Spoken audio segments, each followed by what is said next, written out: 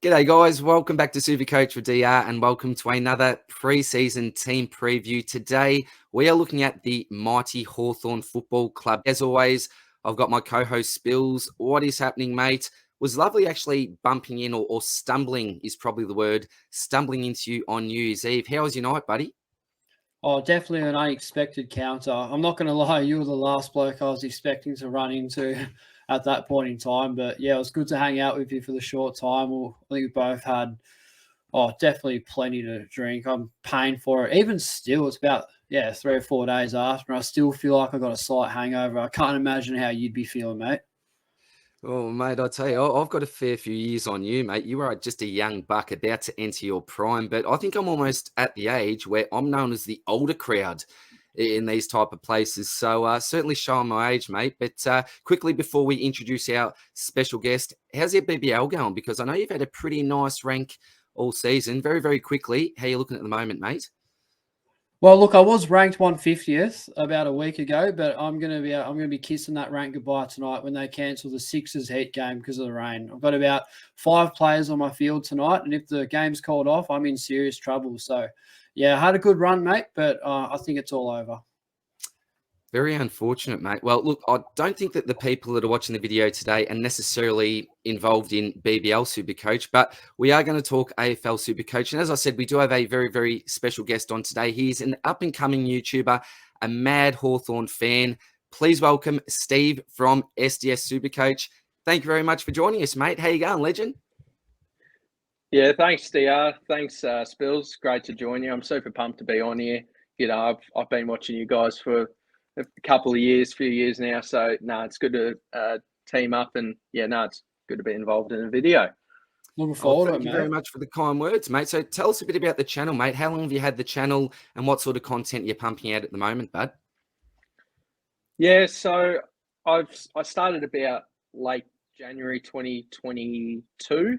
So I'm a bit young to the game, but I've certainly really enjoyed it, and I just love pumping out videos. It's a good little hobby for me. So I really enjoy it. Trying to get to 300 subs before round 1, so hopefully we can get there. I think I'm currently on 218. Yeah, so hopefully we can get there with SDS Supercoach. Beautiful. I'm sure you'll absolutely smash it out, mate. Now, before we actually get into some of these players, I know you're a Hawthorn supporter, mate, and something that I'm keen to know is who is your favourite Hawthorn player of all time? We've had the great Johnny Platten, the Rat, the Brownlow medalist. We can go back to Dipper, the great Lee Matthews. I could name them all, but who's your favourite, mate? If you could just name one, who are you going to give us?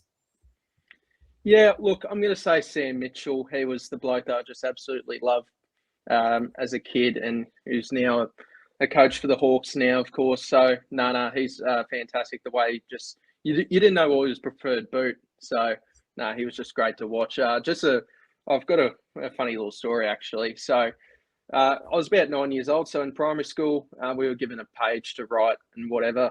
And in true Sam Mitchell fashion, I decided to, you know what, let's write. I'm right-handed. Let's write with my left hand. See if I can get in with my handwriting with my left hand. So I've written a whole page with my left hand. I've given it to the teacher. She's not pleased. Why are you writing with your left hand? And she just, and I just thought, I think if you want to be a great writer, you've got to write with both hands. So, yeah.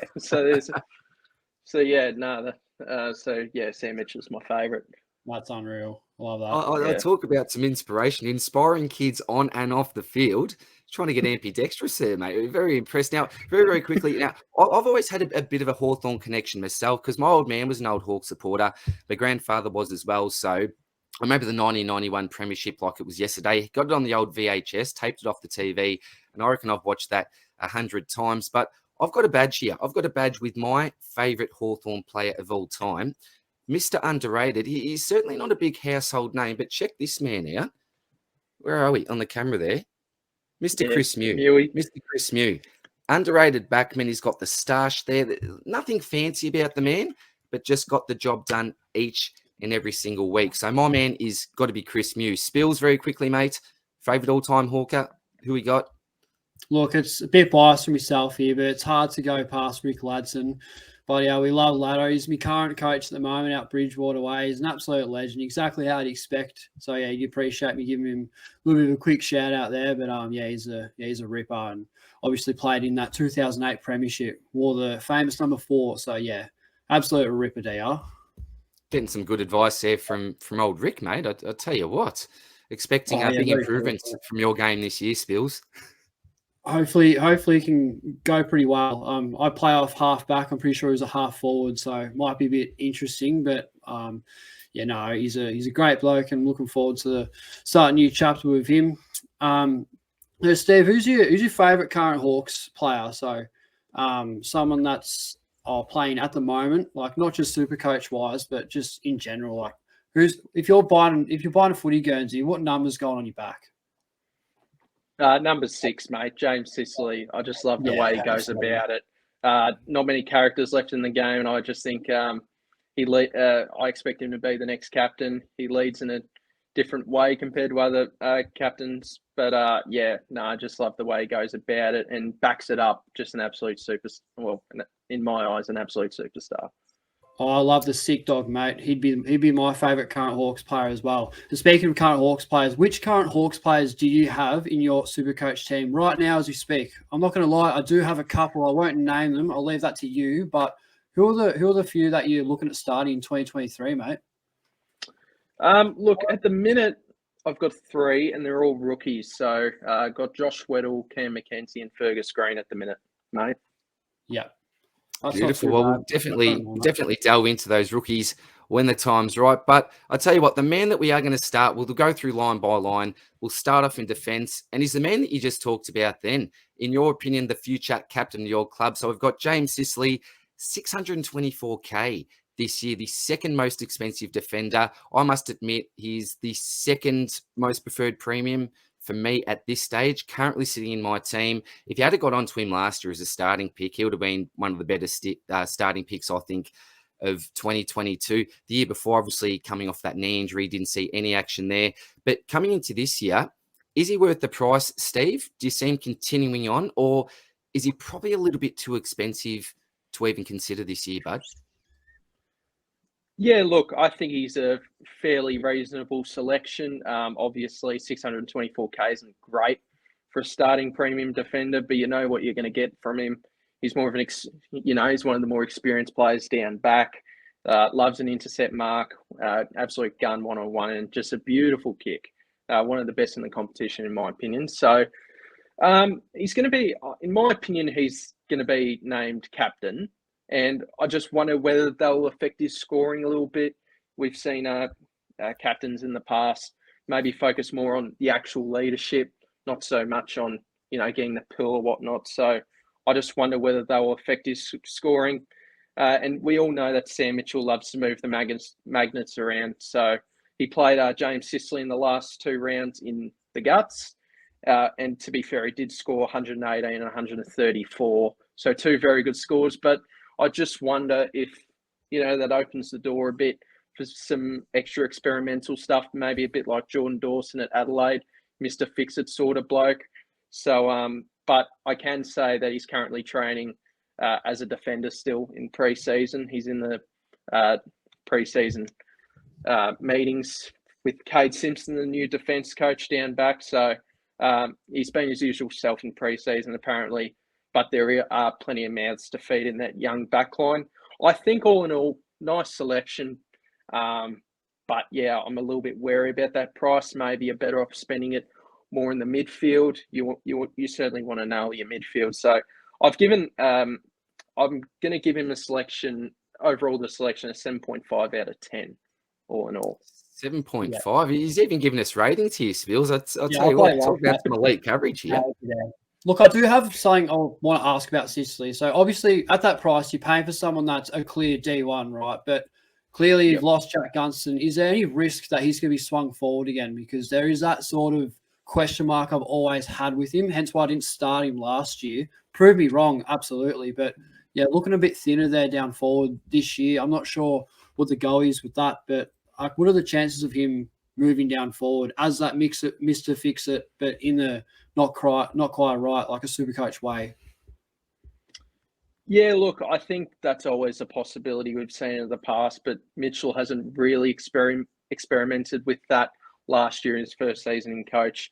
I did see a few games last year when it was really close. They've swung Sicily forward, but that was like for the last 3 to 5 minutes of the game sort of Yeah. thing. So, look, maybe more later in the season, I'd be a bit wary that, the season's done. We may as well give him a crack forward to see if a similar mould like Sicily could work in our forward line in the future. But Yeah. look, I think all the odds now, I still think he's mainly going to be a defender. And I'll just be worried about that moving the magnets around a bit tactic with Mitchell once the season's cooked for us. So, yeah, that's what I've got to say on that. Yeah, good call. Look, someone that did actually burn me in draft a year or so ago. So CJ, so Jaffe's come back in the team. What's his role going to be like? His price of 427K. Is he somebody that you'd probably not consider starting, but is he a future upgrade target in defence if the role is reasonable? Yeah, he's an interesting one, Spills. I expect him to play the exact same role that he did last year, to be honest. A fast bowled running defender. So he did come second in the 2K time trial, the first one that was done. He had a bit of a disappointing season last year in my book. So he had some hamstring issues, played 14 games, was not able to use his running carry. Once he came back from that injury, he was just sort of hack kicking it. So that would scare me a bit. He's a little bit injury prone at the minute. He does seem to, but in preseason apparently does seem to be back to that 2021, early 2022 form, but it's just early preseason. I expect him to be in the same role next year, but as an upgrade target, maybe, but it's a bit of a stretch. Would I consider him as a starting option? To be honest, not at all. I'd give it a 3 out of 10 as a pick. 3 out of 10, yeah. Obviously, his attributes are he's quite athletic, which is a really good trait to have. But theoretically, I reckon that's sort of a negative impact on his Supercoach scoring because quite often it can run a bit too quick of the ball, and that can actually affect his composure with the pill. See a lot of turnovers from him, and a lot of panic kicks just because I feel like he rushes a little bit too much. So I'm a bit iffy on CJ, but someone I thought we could definitely throw out there as a or maybe future selection, but not really sure. What are your thoughts on that one, DR? I think the price puts me off. So if we're talking, 150K cheaper, I think he enters the conversation. Maybe similar to a price the next man has. And that man that I want to quickly talk about, Steve, is Will Day. So a really talented type player. I remember, Spills, you actually had this man in his rookie year. I actually avoid him because of his light frame, but really, really did display some fantastic potential. 2021, only played the 5 games, I think it was from memory, and also had a pretty injury-interrupted year last year. I don't even know if it was injuries, but I've got down here, Steve, he missed rounds 1, 2, 5, 15, and 17. So what are your thoughts on Will Day? And does he have the potential to even move into a midfield role this year, even slot on a wing, do you think, Bud? Yeah, I think it's a possibility. I've got an interesting quote here from Sam Mitchell, him saying that this preseason, in preseason, I think he can have the most impact as a midfielder. The club is satisfied that he can play down back. That's a lock, but they want him to reach the next step and reach his best. But just needs a bit of just needs to continue playing games. I think that's the main thing. And I think he's just been struck down by a lot of injuries. So, I just think I do expect him to be in the midfield rotation a bit, maybe, but maybe more so down back. And he's trying to gain some weight and be stronger and all that, but hard to put weight on a greyhound, as they say. So hopefully he has a healthy 2023 and. I think it's important for the club. I know not Supercoach relevant, but they just need him to have a healthy preseason.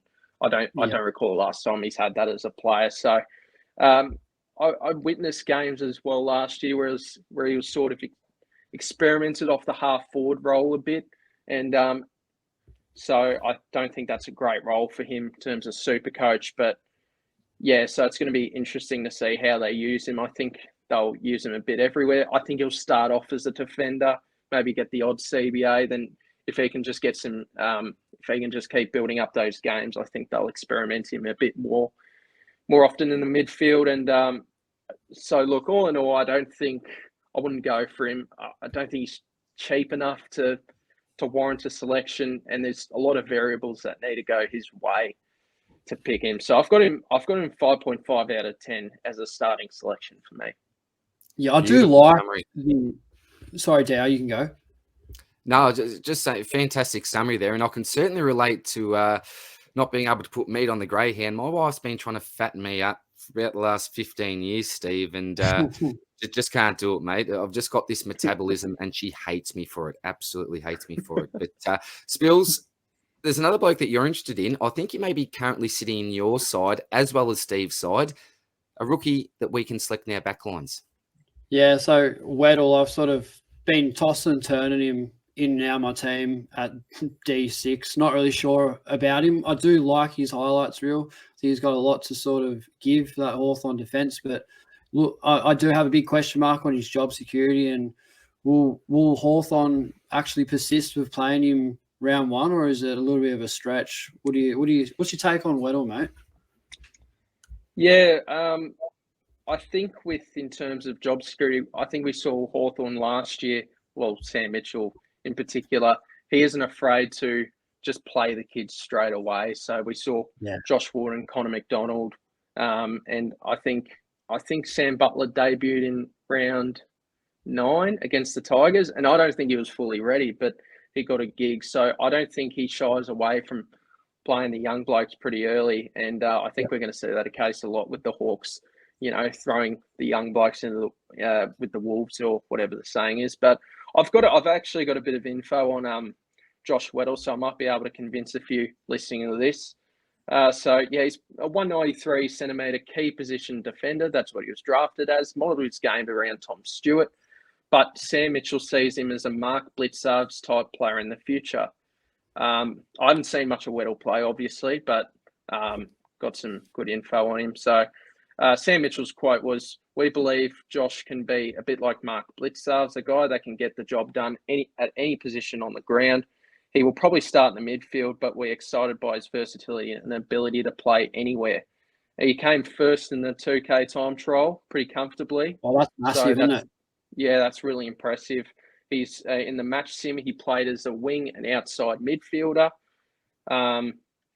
In most of the running drills, he was running alongside with CJ and McGuinness, but so it seems like he doesn't look like a key position player. Moves more like a midfielder or a wing, tall mid. So, so also some info on his match sim. Looked at home in the ball movement drills, hitting up teammates, provide an option for the next kick after his kicks.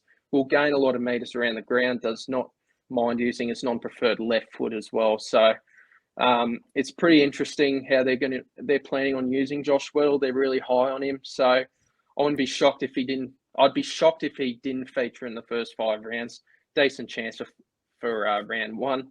So it sounds like he could be a good option on field, D5, D6. So I do like him as a pick, but we got to learn a lot more in preseason. So I'd give him an 8 out of 10 as a starting pick so far. Yeah, I love that. Yeah, and I think what attracts will attract some people to the Weddle selection is his 130k price tag. It could save you on going someone like a Bose as one of those speculative type picks. So I'll tell you what, if he lines up round 1, I'm absolutely there. I'm on the pick. I suppose the only concern that I may have after the summary that you just gave, mate, was his versatility. Could he be a sub candidate, for example, due to that versatility? That might be a slight concern for me, but a terrific endorsement for the young man there. I think that'll do us for the defenders. I want to now talk about the midfield because this is really, really interesting this year. We know that the 2 big dogs have now exited. Tom Mitchell now finds himself a Collingwood player, and O'Meara has obviously gone over to the West. And that means that there is massive opportunity for a couple of other players to fill that void and actually take on some of those midfield minutes. The first bloke I want to talk about, I don't know if he's actually going to be too Supercoach relevant. He's the highest price when it comes to the midfield types. and that's John Newcombe. So really burst onto the scene last year. What was it? I think a lazy 14 tackles on debut. Yep. He's been likened to someone like Lee Matthews. I know Lethal loves him. I know he's one of Sammy Mitchell's love child as well. Obviously spent a fair bit of time with him when he was playing in the VFL side. What do you think about John Newcombe as a super coach selection for us this year, Steve? Yeah, it's going to be really interesting. He's the new number 3, of course. Lee Matthews, there was a photo with him and Jai handing him the number 3. Just real quick before we get into the midfield rotation, Carl Amon did say on AFL.com that one of his many incentives on joining the Hawks this year was to play a bit more inside midfield. So I would keep that in mind a bit. So that's just one to keep in mind, just a thing to keep in mind. But yeah, so John Newcombe, tough inside ball with a booming boot when he can be on the outlet as well. To me, he's the only lock in every single Hawthorn CBA at the minute. He's my only lock. So not much info, but it seems like he's just doing what he usually does in training. I expect him to get a bit more attention in the midfield. They might start tagging him and force, these blokes like Warple, Ward, Cooper Stevens, maybe Connor McDonald to damage them. So, look, I think it would be brave to select Newcombe. I love the bloke, and I think he's got a massive future for us. New number 3, but I don't think I would go with him as a pick because he's at a price $478K where you want to pick him at that point to be a top 12 minimum. And I just don't see that happening. And he's not cheap enough for a stepping stone. So I'd give him a 4 out of 10 pick. I wouldn't go there, but beautiful player. I think you're paying like an extra $50K for Tom Mitchell or Tom Green, like someone that. Yeah, you might as well just do that. You have a fair chance of being a keeper. I love the shout, though. I think he's going to be a future champion of your club. What about last year's big draft pick, Josh Ward? So, of course, I traded him out when he started to find form. He was a very frustrating rookie to have, just consistent with the 40s and 50s. But then went on a little bit of a run late. He's 351, so it's a very sort of dance with his sister, quite awkward price. But is he someone that you're going to consider? Like, is he a breakout? And more importantly, is he the third man in line for these CBAs? Yeah, look, I do expect Josh Ward to get a lot more inside midfield opportunity, of course. I'll give you. So I think why he was so frustrating is because he wasn't playing enough in his main position as we draft him as an inside midfielder. So, but his last 6 scores. So he moved into the main stoppages at about round 18. He delivered a 99, 72, 83, 90, 52, and 93. So there's some pretty solid scores in there. He could have a big leap season, but I don't know about him being an actual pick, but he's been in the top 5 in most running drills during preseason. He did not participate in the match sim, was running laps. So something to keep in mind. Don't know whether that's due to load management, the workload, or if he was injured. I couldn't tell you, unfortunately, but I don't think there's enough bang for your buck with this pick. So I probably wouldn't go there, but he has a ripper future, and I really do hope that he can cut sick next season. So I'd give him 4.5 out of 10 as a pick. Just while we're talking about Ward, like this is a little bit Supercoach irrelevant, but what are your thoughts of Hawthorn giving Ned Reeves number 7 and not Josh Ward? Because to see a ruckman in number 7, I don't know, something about it just doesn't look right. I think you get away with it because Sean Darcy is a star, but not sure about Reeves. I think Ward is the next gun midfield in line. Was he a bit stiff to not get that number and be stuck on 25, or is that just a little bit of a bizarre, outrageous call? Yeah, I don't mind it. I think they gave Ned Reeves number 7 because Ben McAvoy retired. So just taking him as the next ruck there. Yeah. So I think it's with that. I don't mind it. They didn't do it with Connor McDonald either. Both showed some promising signs, but I don't mind it. I'd like to see them prove a bit more before getting there. I think Reeves has done a really good job and definitely deserved it. So I don't mind it. I'm sure he can get a better number in the future. Yeah, same sort of reason. I think Bell Chambers gave Draper the number 2. So I do get that. Yeah. Spills, we were talking off air. Spills and Steve have a mutual friend that was on, was it a Hamish and Andy show when you talk about your talent? Spills actually does have a special talent that not many people know. He's unbelievable with the jumper numbers. So you can basically name any number, any team. We won't do it now because we don't have time. You'll But throw me under the bus, mate. You'll save this one bloke. 95% accuracy. Yeah, very talented there, Spills. Maybe you should go on Hamish and Andy yourself, mate. But look, the next bloke we want to talk about is a little bit cheaper than Ward, comes at 309K this year. A former best and fairest winner at 20 years old, if you don't mind. But unfortunately, the last couple of years, it's just gone a little bit walkabout to mine.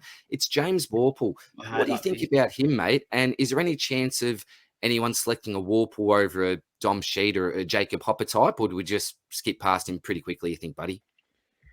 Yeah, I don't know. With Warple, he's played about 3 years of below average AFL level football. So, in my opinion, I don't think, and I'm getting to the point where if he has another poor year, I almost reckon he's on the chop. So it's a massive year. Massive year. I reckon Warple should give Ward his number 5, mate. How about that? He should. He should. Again, he's not deserving of Sam Mitchell's old number the past few years. So, I don't know many players in the comp that could spend 4 underwhelming years in a row and still be on a list. So I think it's a massive year for James Warple. So he's an inside bull that can get on the outside occasionally. He should play inside mid for most of the year. It's a do or die season for him, realistically.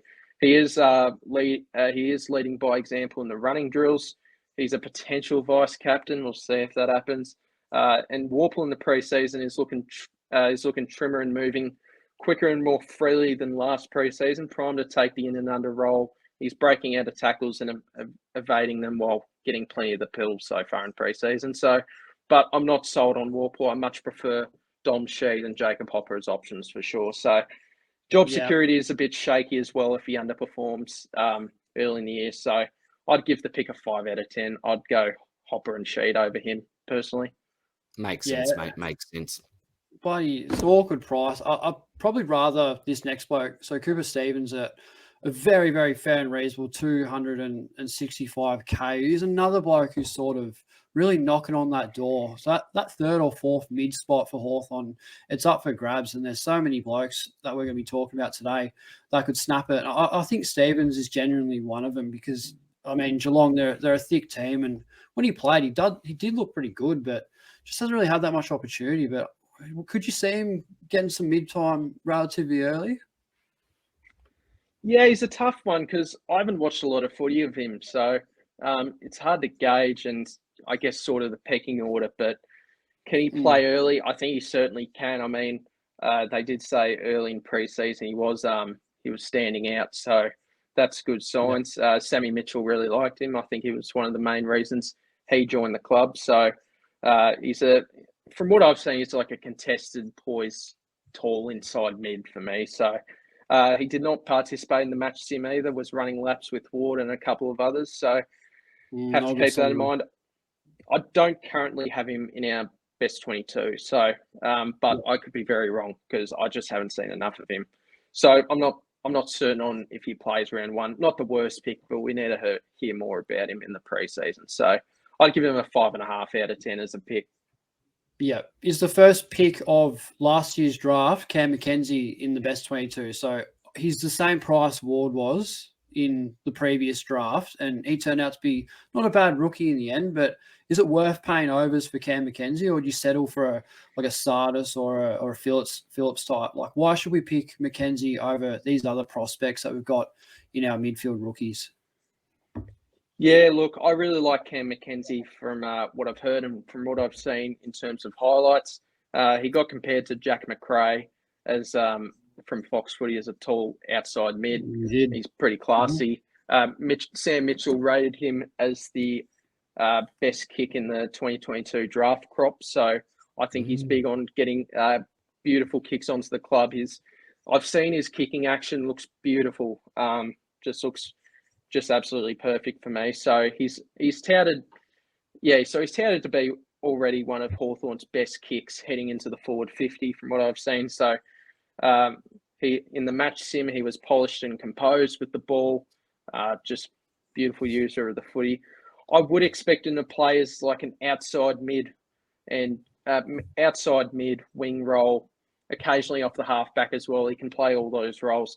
I think it might be similar to Josh Ward, where he has to, sort of build his way into being an inside mid.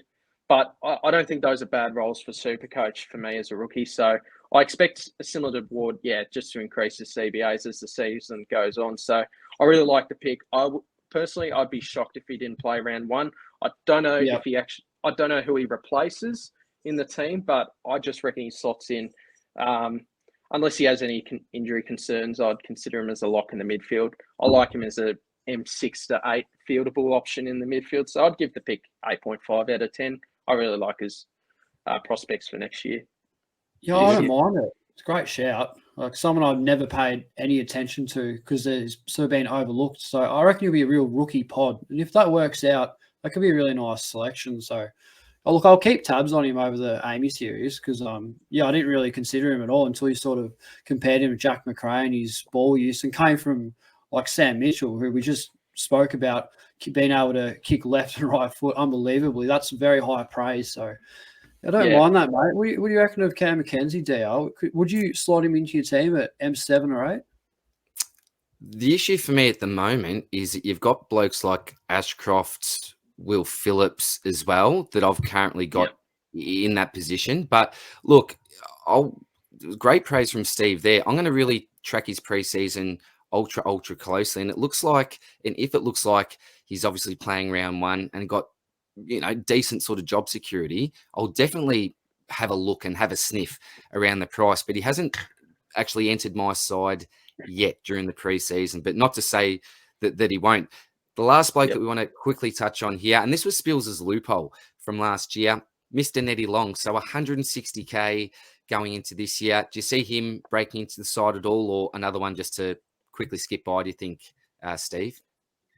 He's one of the only ones I haven't got notes on, so I'll just be real quick with him. Apparently he's trimmed down a lot. He's moving a lot freer. He was, I was watching footy of him last year in Box Hill, and the one game he played for the Hawks last year, he had the turning circle of the Titanic. So he's I don't mind his option. I don't mind him as an option. He's sort of battling with Connor Nash at the minute, and apparently he's doing really well. He's dominating a lot of the drills, so he's one to keep in mind. I'd need more info on him. Certainly need a preseason match to see how he's going. But look, I don't mind Ned Long as a pick. Beautiful. Well, look, mate, I just want to quickly park the midfield discussion for a minute, because when we do get to the forwards, they are pretty relevant to the midfield, but only available to be selected as forwards. So very quickly, let's talk about what's going on in the ruck. So talk about a ruck merry-go-round. We've got three blokes, well, in my opinion, that could all potentially take that number one ruck role. So we've obviously got Meek at 431K, has made his way across from Freo. We've got Ned Reeves at 356K. And then we've got Maxi Lynch at 290K. Firstly, who do you see as the number one ruck? And do you think that Mitchell may even look to play two of these blokes in the same side, mate? Who would my guess for number one ruck be at the minute? It's between Reeves and Meek. Can they play both? I think they will. I'll get on to that a little bit later. I wouldn't worry about Max Lynch. I think he's a level below Reeves and Meek as options, about 290K, but I expect him to be a Box Hill ruck for most of the year. He just needs to stay healthy. He had a lot of issues last year: concussion, bee stings, food poisoning, just all sorts of bad luck. Unlucky. But I don't know. I just don't see him to bypass Reeves and Meek. So Reeves has great potential as a ruck for me. He looks really good. Hopefully he can put on some size and he can have that ability to play forward. And I can't wait to see Lloyd Meek in action. He has that ability to play forward thanks to Sean Darcy, where he was a forward option for Freo last year. So what I think happens, I think we play two rucks, Reeves in the centre bounce, Meek being sort of that second key forward option, with each other rotating. So why would you say Sam Mitchell last year, he wanted to play two rucks in McAvoy and Reeves. McAvoy barely played last year due to some sort of neck injury. I forgot what it was, but that was never any good. But he wanted to play two rucks. The tactical sub rule as well, it's going to be a lot different. We're going to see a lot more sides play two rucks. one gets subbed out in the third quarter, for example. So if there's no injuries, Meek can play forward like McAvoy last season. I think we'll see Reeves play a bit more as a forward as well, as a way to combat his injury history as well. He's very injury prone. And Mitch Lewis is the main man, and I expect him to be double teamed a bit down forward. So I think what's going to happen is they need a giant beanpole as that second key forward option in Reeves or Meek. So I think as a way to avoid double teaming, oh wait, we got to worry about this 209 centimeter skinny bastard in down forward as well, and then you got Meek who's built like the Hulk. So I think as a Hawthorn supporter, that's what I'd like to see. I'm not sure if Kazitsky, I'd prefer to see that than Kazitsky play, in my opinion. So, look, if you're looking for Meek as an option, I'm worried he's going to play a bit down forward. So I wouldn't pick him.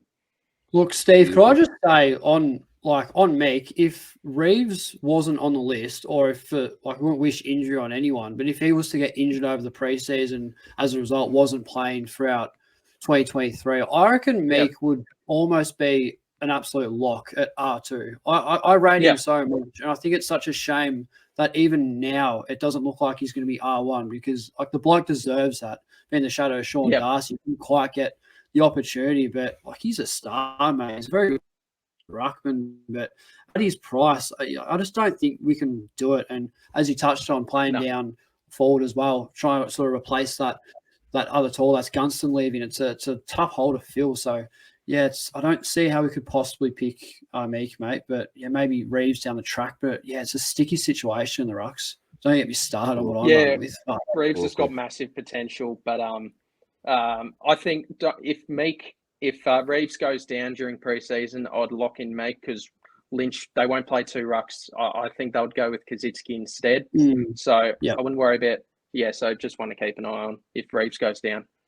Yeah, we did have a bit of bad luck last year, as you said. So who knows? Meek may come into the frame potentially during the season if things go wrong for a couple of these other ruckmen. But let's get away from the rucks, and I want to finish off with the forwards, mate. So the first bloke, I know many people are looking to start as a pod in their forward line this year.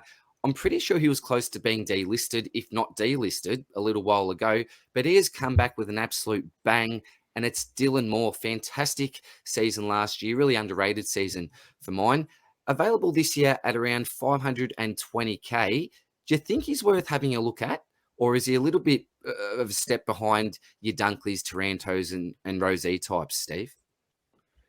Yeah, Dylan Moore, he's an interesting one. I know a few people are keen just because of the exodus with the Hawthorn rotating, with the Hawthorn midfielders, the experienced midfielders. So from what I've heard, and from Hawks fans that have come down to training, he's training as a half forward again. Probably just due to the lack of forward talent, to be honest, at the minute. So he's a high working half forward. I think that's his best position, unfortunately. I think in the first 6 rounds, he was just playing unbelievable footy as a half forward, looking to sneak some goals. He's been classy during preseason. He's the 5th most expensive forward. So I haven't heard much on Dylan Moore being playing in the midfield so far. He played that role for the majority of the year, that high half forward.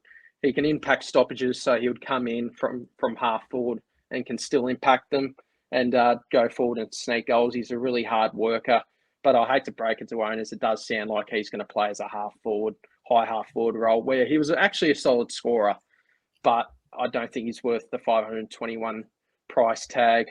Maybe a late upgrade option in the season if they chuck him in the midfield, but I'd look elsewhere personally at that price. So I'd give him a 6.5 out of 10 as a pick. It's really tough. Yeah, he's a really good player. I actually had him on my team when the team picker first came out, and that's just. I mean, we probably should have got Eno on for this one player because bloke's bullish on Moore because he's a star. But then when you look at the likes of Dunkley, Taranto, and Rosé, who I think are way better options, it's so tough to spend that extra 521k on a Moore type when at F4 you can have like a Fife or a who's the other bloke, McLean, and there's a There's another one. This next one we're going to talk about, mate. Really good segue. This next guy, but C-Mac, Connor McDonald. So he's another one that I've actually really flirted with him. He's been in and out of my team. I'm not going to lie, but I loved his second half of last year, and I think the upside's amazing. And with those two big gun midfielders departing Hawthorn, I think that really opens the door up for Connor McDonald. And I think he's the best of the lot. So I'm really hoping that you got some good things to say about this bloke, and give me a reason why I should and shouldn't pick Connor McDonald, Steve. Okay, I'll try my best for Spills, and of course George. He bloody loves the bloke. So Yeah, he's a George is composed. Absolutely. Yeah. So we'll be interested to see if he's watching this part. But he's a composed, tidy half forward. In my opinion, he's one of the best. I haven't had the ability to see many young drafted players because during the premiership years we were just nabbing blokes here and there. So he's one of the best young players I've seen at our club. And I saw him last year. He had time with the footy, rarely coughed it up. I reckon I saw about 6 to 8 mistakes for the whole season from him with the ball. He just looks so comfortable at AFL level.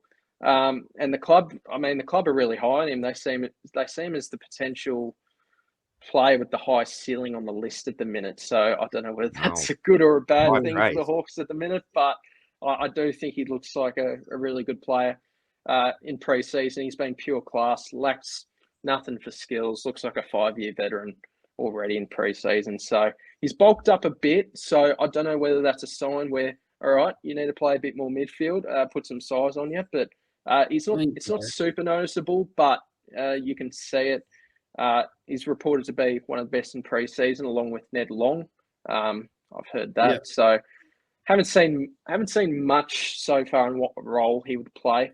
In my opinion, I think he'll have an expanded role. I think he'll get some more inside midfield time, might spend some time on the wing, but still a little bit of time off that half forward due to the lack of forward options we have at the minute. So I certainly like his prospects next season. It's quite a bold pick though at a bit of an awkward price. I don't think I'd pick him. I just don't think there's enough. I'm just not sure if he's going to be that full-time midfielder. And I just think he's so important on other areas of the ground that we need. So I probably wouldn't pick him, but it'd be exciting to see how he'd go next year. I'd give him a 6 out of 10 as a pick. I think more of a winger as well. Like, love his composure on the wing, as you touched on. And like, as a result, are you picking Fife over McDonald at the moment for that spot? Like, is it just a bit of a... You're not bullish on No, Fife? I don't think so. No. If Fife got injured, C-Mac would be interesting, but I don't know. I just think maybe just spend 100K less, maybe probably 60K less, maybe Oscar Allen as a better option or whatnot. I'm not sure if I'd pick C-Mac, but far out. Yeah, it's tricky. But I don't mind him. We'll have to see a bit more in pre-season, of course. Because his under 18 numbers, McDonald are staggering in juniors. Yeah. Like average, nearly the same numbers as Dacos. You wouldn't even know about it. So I'm not sure he was low 30s or something, but I thought it's a really good shout, mate. And I'm really looking forward to him having a massive pre-season and keeping tabs on him over the Amy series. Just before you get to your last play that you want to talk about here, Spills, someone that's just came back onto an AFL list this year. Steve, come round 1, the ball gets bounced. Which 4 Hawthorn players are there in the middle, mate? Come round 1. I thought I'd get asked this question, and I thought about it a fair bit. If I had to pick, it'd be Reeves in the ruck, Newcombe, Ward, Warple would be my 4 in the guts. That would be my guess. Yep. Yeah. So Warple's stranded on a half-forward flank, let's just pretend Warple's got an early delisting and he hasn't been offered a contract for some reason or another. Warple's unavailable, or he's injured, whatever. Who's the next bloke in line? I think they'd want a taller bloke in there, so they might even go someone like a Connor Nash, maybe Ned Long. If another one to keep in mind of is Finn McGuinness, who tags the best player basically at each club. So if he's tagging your best midfielder, he's going to be spending a bit of time in there as well. So look, McDonald might be a chance, but look, he's just in that pecking order. He's just in that bundle of blokes that could potentially get midfield rotation minutes. So there's nothing set in stone at the minute other than Newcombe being a guarantee to be in the middle. And Oh, I think Newcombe that's is the reason. deeper. That's the reason why lots of people are so interested in some of these Hawks players, because the Yeah. minutes have to go somewhere. But the big question is who actually takes them, because we've listed what it could be up to 10 options. I think, Yeah. you know, so many blokes who could fill that gap. I think if you pick the right one, then Yeah. whoever that person is could be a really, really nice value pick for us this year. But it almost seems like at this stage of the season anyway, a bit of an impossible task to even predict that at the moment. But look, there's one bloke that we want to finish with. Spills, you're our rookie resident expert. Are you interested in this man? Is he currently in your side? Look, not at the moment, just because, I mean, the bloke's a pisser. I knew him not that well, but he's a Bendigo lad like myself, played at the same football club I did in Sandhurst, so massive shout. I think he was meant to come back before he got offered a contract with Hawthorn. So, yeah, it's just so good to see him get an opportunity. Like, by far, one of the funniest blokes I've ever seen. Like, yeah, he's a great bloke, pretty handy goal kicker as well, but I think he's just that sort of small forward pocket. As a 123k forward only, I have no confidence in fielding him in Supercoach whatsoever. He could score anywhere from, I think, honestly, 10 to 60. It could be quite inconsistent. Yeah, as I said, ripper bloke, but I'll be avoiding him in Supercoach unless you run in a loophole there where you can sort of get the best of the situation. But yeah, I don't know, mate. It's a tough ask. I don't think his scoring potential is that good, but yeah, it's worth a shout out. Do you know anything about Fergus, Steve? And is he someone that you've sort of thought about picking your Supercoach team? Yeah, look, I think he does play. I think he replaces Gunston as that damn you, DR. Brisbane Lions, you'll love him. But you keep on giving to us, don't you? Virtual delivering, Steve. Mate, you're going to tick you blokes love some Hawkers, so no, I like Brisbane. I wish him all the best. Hope he does get another flag. But we'll see how we go. So Fergus Green, I think he does replace Gunston. He kicked 53 goals in 17 games at Box Hill last year. So I think that's a big reason as to why they picked him up. We're lacking a bit of scoreboard pressure now. Without Gunston, he might be the bloke. But that's at VFL level. We'll have to see. There's clearly a gaping hole in the scoreboard pressure without Gunston. So I think there's certainly a spot for him, even if I think he's like 6 centimetres smaller than Gunston. But we don't have many options in the forward line, as I've said a couple of times. So I haven't heard much about him in pre-season, but I think with our thin depth in our forward line, I think he's a good chance. I think when you hear a bit more about him, see what he's about in the what are the pre-season games called these days? Is it the JLT? Is it JLT, mate? Yeah. Used to be the old Foster's Cup. That's old school Foster's Cup style. You boys probably wouldn't even remember that. Yeah, show my age again. Nah, don't. Yeah, they change it every year, unfortunately. But I personally reckon he's currently in our best 22. So I think if you want a bloke that you know that's going to play each week, might make 100k, you can chuck him in at F8. I'd give the pick a 7 out of 10. I think he's a bloke that should be playing, and I think sometimes you need rookies that are just going to play, just get on the field. So yeah, I'd recommend Fergus, I think, as a F8 option. Yeah. You sold him a lot better than I thought you would, and I'm definitely just on that contemplating actually putting him at F8 just because that Gunston job security might be a real positive, and I was unaware that he kicked 50-plus goals in the VFL, which is a huge effort. He's come a long way since Buddy, the Pioneers, and then the Dogs. So just getting an opportunity, it's just bloody unreal, and I really do hope that Fergus can succeed. But DR, that's about it. Are there any other honourable mentions that we should touch on this podcast? Any other smoky Hawthorn picks here? Look, mate, not for me. I think the only honourable mention we really have to give is to Steve for coming on today, mate. I've absolutely loved your insight. We knew that you're a mad Hawks fan, and as I said, an up-and-coming YouTuber as well. So thank you so much for joining us today, mate. We'll definitely have to have you on during the year as well, mate, even maybe just on for a chat during a podcast. We're going to get our weekly podcast, Supercoach Swordplay, out there again. So we'd love to invite you on again at some stage during the year, mate. But before we let you go, Steve, where can we find you, mate? So plug your channel a little bit.